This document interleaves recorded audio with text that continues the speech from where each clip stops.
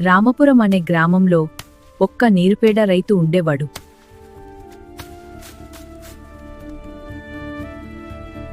అతను ఎన్నో రోజులుగా వ్యవసాయం చేస్తున్నాడు కాని అతనికి సరి అయిన దిగుబడి రావటం లేదు.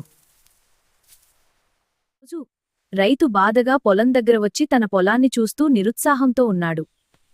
రైతుని చూసిన ఒక్క ముసలాయన రైతు దగ్గరికి వచ్చాడు. ఇద్దరూ కలిసి ఒక చెట్ల కింద కూర్చుంటారు. ఏమైంది నాయనా, అలా దిగులుగా ఉన్నావ్? నా పొలంలో దిగుబడి సరిగ్గా రావడం లేదు. కష్టప ఫలితం తప్పకుండా వస్తుంది. ఓపికతో ఉండాలి. నా దగ్గర కొన్ని నాణ్యమైన విత్తనాలు నీకిస్తాను. ఇవి మంచి విత్తనాలు, జాగ్రత్తగా నాటు. ధన్యవాదాలు ముసలయ్య, మీ అనుభవం వల్లే మరి రాబోయే పంటకు శుభం కలుగుతుంది. అవును, ఇప్పుడే వెళ్ళి నాటేస్తా. జాగ్రత్తగా వెళ్ళు.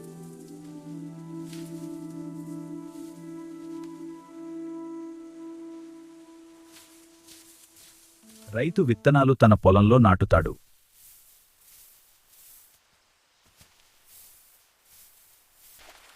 అలా పూలన్నీ జాగ్రత్తగా చూసుకుంటూ ఓపికగా నీళ్లు పెడుతున్నాడు. కొన్ని రోజుల తర్వాత రైతు పొలంలో మొలకలు వచ్చాయి. అతని ముఖంలో చిరునవ్వు వచ్చింది. అలానే ఆకాశం వర్షాన్ని పంపాడు.